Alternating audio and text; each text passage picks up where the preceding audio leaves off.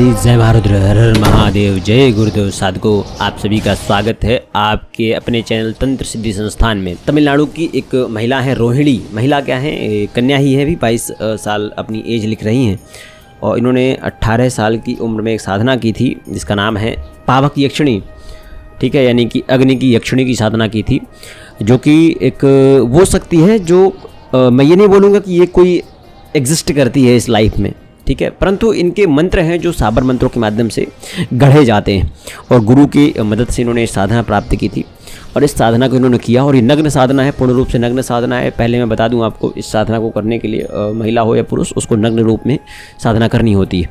खुद को शुद्ध करके संपूर्ण रूप से अपने सारे शरीर को साफ करके उसके पश्चात साधना करनी होती है।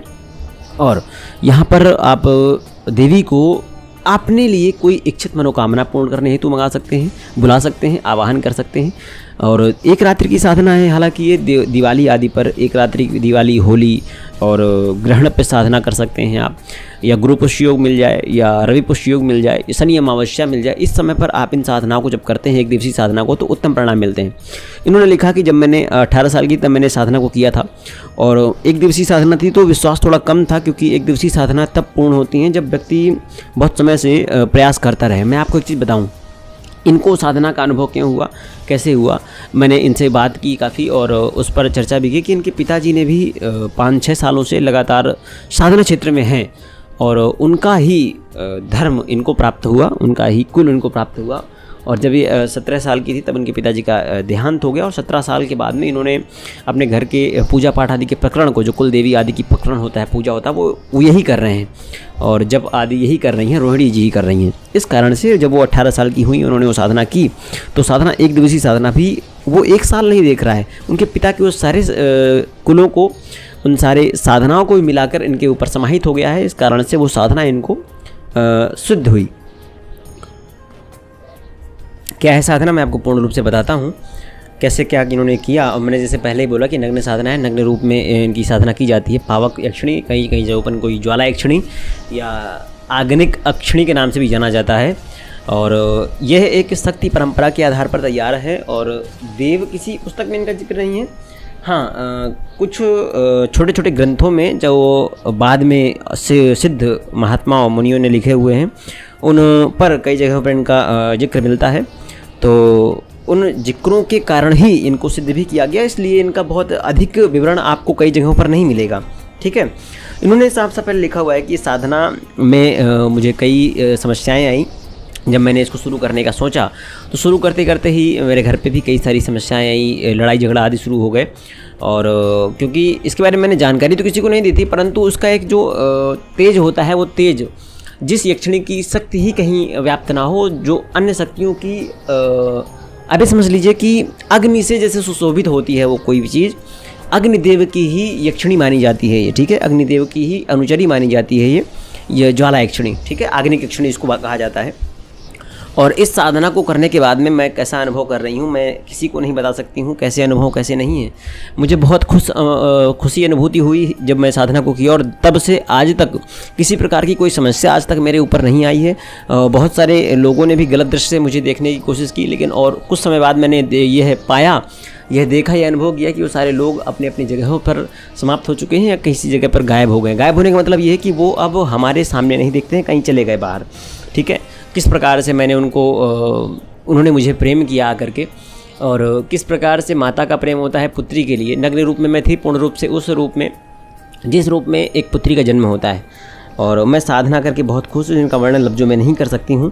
साधना करके बहुत प्रसन्न हूँ, मुझे प्रत्यक्ष दर्शन हुए देवी के, परंतु मैं सौभाग्य कहूँ या दुर्भाग्य कहूँ, मैं उनकी चेहरे की झलक नहीं देख पाया। मुझे हल्की सी झलक याद है, उन्होंने एक हल्का सा चित्र भी उकेर कर दिया हुआ है पेपर पर, कि मुझे हल्की सी चित्र कुछ याद है, उनके चेहरे की बनावट याद है, घुंघराले बाल और लंबी लंबी गोल मटोल आँखें और वक्षस्थल तने हुए, स्तन एकदम सुडौल, और लाल साड़ी, हल्की लाल साड़ी, सफ़ेद साड़ी का आवरण पहने हुए थी वो। उनके स्पर्श से ही मैं, उनका पहले स्पर्श से ही मुझे मादक कर दिया, काम के अंदर जैसे एक कामदेव ने मुझे स्पर्श कर लिया हो, इस प्रकार का मुझे अनुभव हुआ। परंतु क्योंकि साधना में सफलता प्राप्त करनी थी और गुरुदेव के आदेश से मुझे किसी प्रकार की कोई गलत अभिव्यक्ति तक मन में नहीं लानी थी, कोई वृत्तियाँ भी मन में नहीं लानी थी। और उन्होंने मुझे बहुत सारी बातें बताई, उनकी कुछ बातें मुझे याद हैं। वो बातें भी कुछ इस प्रकार से मैं आपको सांकेतिक रूप से कुछ बता देती हूँ कि पहली बात ये कि जितने भी आपको कोई भी अगर आपको ये महसूस हो जाता है कि यह आपके लिए गलत है, तो हाँ, वो आपके लिए गलत ही होगा, क्योंकि उसका जो आपको अनुभव करा रहा है वो मैं होंगी, जो आपको अनुभव कराने वाली होंगी। और अगर किसी के साथ आपने गलत किया और तो इसका दुष्परिणाम आपको भुगतना पड़ेगा। हाँ, अगर कोई आपके साथ गलत करना चाहेगा तो उसका दुष्परिणाम उसको भुगतना पड़ेगा, जो मैं उसे दूंगी और तत्काल प्रभाव से दूंगी। कुछ ऐसे शब्द और थे, कुछ ऐसी और भी चीज़ें उन्होंने बताई थी, गूढ़ जानकारियाँ साधनाओं के बारे में भी बताई। एक दिवसीय यह केवल अनुभव मात्र था और मैंने इनका पूर्ण अनुष्ठान नहीं किया था, एक दिवसीय अनुष्ठान किया था रविपुष्य योग पर। इस कारण से मैं उनके केवल सामान्य अनुभव को ही महसूस कर पाई हूँ। और उन्होंने जो कुछ बातें बताई मुझे सुबह तक याद नहीं रही, क्योंकि थकान इतनी ज़्यादा थी और नग्नता के कारण भी एक जो नेगेटिव एनर्जी होती है जब आप विश्राम करते हैं तो वो आपके ऊपर हावी होती है। तो इस कारण से मैं कई सारी चीज़ों को ध्यान नहीं कर पा रही हूँ और मैं याद नहीं रहा मुझे कोई चीज़ें क्या थी, कैसे ही ज़्यादा ना करके मैं आगे आपको बताता हूँ किस प्रकार करना है, किस प्रकार मैंने किया। जब मैंने इस साधना के बारे में जानकारी प्राप्त की तो इस साधना को मैंने करने का सोचा। रात्रि 10 बजे के बाद इस साधना को करना था, 10 बजे के बाद इस साधना को करना था और सुबह 4 बजे तक मौन रह करके इनके मंत्र का मन में मन ही जाप करना था। बाहर बोलना नहीं था। आपके आदेशानुसार मैंने सामने बाजूट लगाया। ये अपने गुरु के लिए पत्र लिख रही थी, ठीक है। और वो पत्र उन्होंने मुझे भी भेजा है कि मैंने बाजूट लगाया, बाजूट के सामने गुलाबी कपड़ा बिछाया और उसके ऊपर अष्टदल कमल खिलाया। अष्टदल कमल को बनाने के बाद में, जो कि गुरोचन के माध्यम से बनाया था, उसके पश्चात यक्षिणी का एक प्रतिरूप मैंने स्थापित किया। उस प्रतिरूप को स्थापित करने के बाद आंख बंद करके पूर्ण रूप में, नग्न रूप में साधना करने बैठ गई। मैंने मंत्र जाप करना शुरू किया और सुबह अपने छत पर जाकर एकांत कमरे का मैंने चयन किया था, किस कमरे मुझे करना है, किस में नहीं करना है, और साफ़ सुथरा करके रात्रि होने का इंतज़ार किया। हवन कुंड का निर्माण कर लिया, क्योंकि हवन कुंड के सामने, क्योंकि ज्वाला है तो अग्निदेव के समक्ष ही चीज़ें होंगी। सबसे पहले उनके मंत्र का, जैसे गुरु ने बताया था कि आपको एक माला उनके मंत्र का हवन करना है। हवन करने के पश्चात ही आपको आगे का कार्य करना है। और रविपुष्य योग में ही अश्विनी नक्षत्र जब आया उसी समय पर हमें हवन करना था। उन्होंने प्रयुक्त समय हमें बताया था, उस समय पर मैंने हवन किया और उस हवन कुंड को प्रज्वलित रखना था, क्योंकि उस यक्षिणी की जो आवाहन करना था उसी हवन कुंड में ही करना था। यथासंभव, जैसे कि उनका नाम ज्वाला यक्षिणी था, अग्नि यक्षिणी, तो अग्नि से ही उनका निर्माण होना था। रात्रि के 11:30 पौने 12 बज चुके थे और मैं लगातार साधना करती जा रही थी, लगातार मंत्र जाप करती जा रही थी। मेरे अंदर एक अग्नि का वास सा हो गया था, मेरा पूरा शरीर दहक सा रहा था और आँखों से भी झार जैसी निकल रही, जैसे मैं बहुत समय से बीमार हूँ, परंतु मैं ऐसी कुछ नहीं थी। और मेरे सभी अंगों को मैं जब हल्का हल्का महसूस कर रही थी तो सारे अंग मेरे एकदम तप रहे थे। मेरी योनि और स्तन से भी बहुत अधिक अग्नि का मुझे आभास हो रहा था। सीधे बैठने में मुझे दिक्कत हो रही थी। मैंने आंख बंद किया, अपने गुरु को, जिनका मैंने गुरुमाला गुरुमंत्र किया था, अपने पिताजी को ध्यान किया, आवाहन किया और माता का आवाहन किया, राज राजेश्वरी का आवाहन किया। और आवाहन करने के बाद मैंने ये बोला कि हे माता, मेरे इस जो मैं साधना करने जा रही हूँ, इस यक्षिणी की साधना मुझे सिद्ध हो और मैं जिस कष्ट में भी घुसती चली जा रही हूँ, जिस लूप होल में मैं घुसती चली जा रही हूँ, फंसती चली जा रही हूँ, उससे मुझे बाहर निकालें। और मैं देख रही हूँ कि मैंने ये पूर्ण मन भाव से, मनसा वाचा कर्मणा से पवित्र होकर के इस साधना को कर रही हूँ, मुझे लाभ हो। और इतना कहने के बाद ही मैं देख पा रही हूँ, मैं महसूस कर पा रही हूँ कि मेरी अग्नि शांत होने लगी है।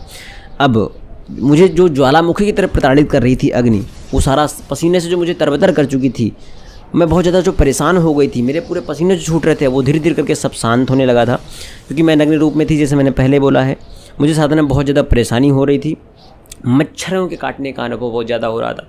लेकिन मैं देखती हूँ कि विनती करने के पश्चात ही कुछ समय बाद ही सारे मच्छर, सारे कीट मुझसे दूर होने लगे और मैं धीरे धीरे करके, अब मेरे अंदर की अग्नि भी धीरे धीरे शांत होने लगी। मैं ये महसूस कर पा रही थी। मुझे अब एक और चीज़ अनुभव हो रही थी, मेरे आसपास कोई है, पर गुरु आदेशानुसार ऐसा कहा गया था कि आपको 4 साढ़े 4 बजे के बाद ही आंखें खोलनी हैं, तब तक आंखें नहीं खोलनी हैं।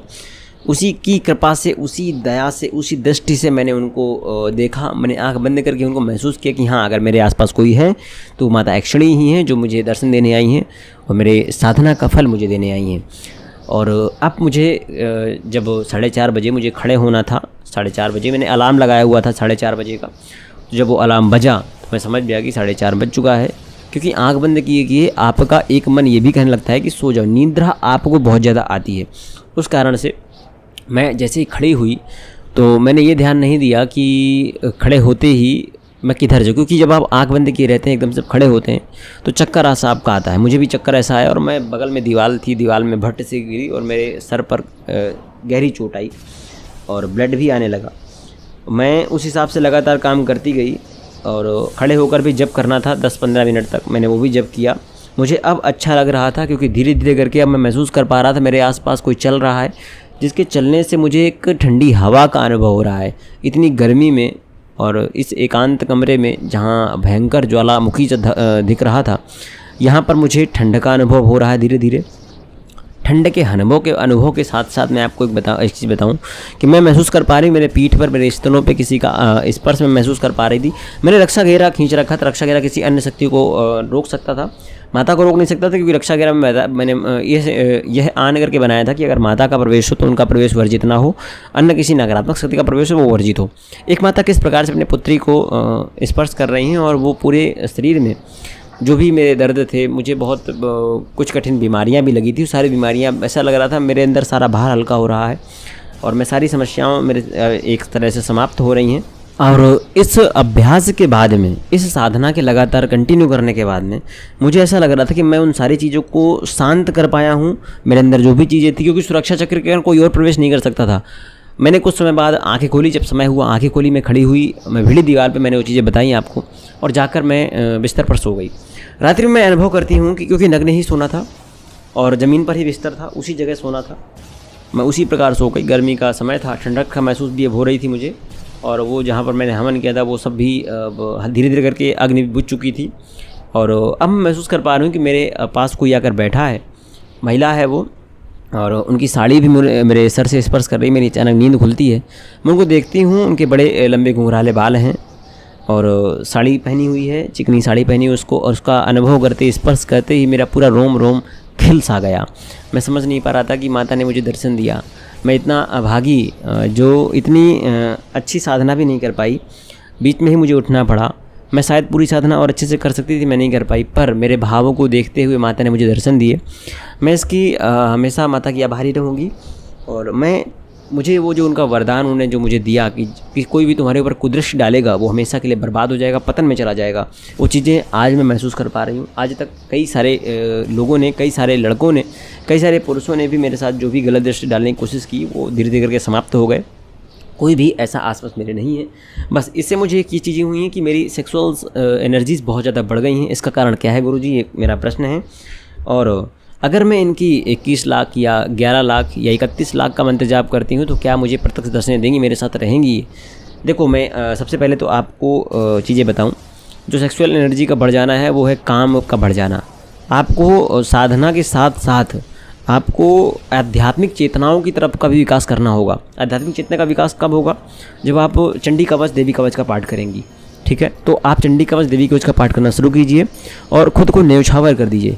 काली के साथ संभोग की आवाहन कीजिए। ठीक है, देखिए ये आपको गलत ना लगे। काली के साथ संभोग का आवाहन करने का मतलब ये है कि माता को परोस देना, खुद को दे देना। जिस प्रकार से आपने मुझे जन्म दिया उसी प्रकार से मैं आपके सामने हूँ। मेरे काम, क्रोध, मद, लोभ समस्त चीज़ों का आप नाश करें, क्योंकि वही एक ऐसी शक्ति है जो समस्त महाविद्याओं की अधिष्ठात्री है। और हर एक निशाचर की अधिष्ठात्री जब काली चलती है तो क्या होता है? काली चलती है, उसके साथ 6 लोग तो आएंगे। सबसे प्रथम भैरव तो आपके साथ, उनके साथ चलेंगे, हनुमान जी भी उनके साथ चलते हैं। ठीक है, तो सभी प्रकार के काम, क्रोध, मद, लोभ का नाश करें माता, और इस प्रकार से न्यौछावर। काली की सिद्धि आपको करनी चाहिए। सिद्धि करने का मतलब ये है कि आप उन्हें सिद्ध नहीं करें। काली की कृपा प्राप्ति है तो उनकी साधना करें। ठीक है, और हाँ, अगर आप इनका 21 लाख 31 लाख का मंत्र जाप अनुष्ठान करते हैं तो बिल्कुल उससे पहले ही आपको सिद्ध होंगी और आपको पूर्ण रूप से जिस रूप में आप चाहेंगी उस रूप में आपके साथ वो रहेंगी और अवश्य रहेंगी। ठीक है, ऐसा करता हूँ कि आपको जो कुछ भी बताया उससे आपको कुछ ना कुछ फ़ायदा मिलेगा, और इसी उम्मीद के साथ कि आप उस बच्ची के लिए कुछ डोनेशन देंगे, उस डोनेशन से उसका कुछ ना कुछ लाभ हो जाएगा। और आने वाले समय में आपको बहुत सारी चीज़ें प्राप्त होने वाली इस चैनल पर, तो सब्सक्राइब कीजिए, शेयर कीजिए। जय महाकाली, जय महारुद्र, हर हर महादेव, जय गुरुदेव। उस बच्ची का कुछ तो सदुपयोग करें, किसी न किसी माध्यम से आप लोग उसका सहयोग करें। निवेदन है आप सभी से, आप सभी का माता कल्याण करें। जय महाकाली।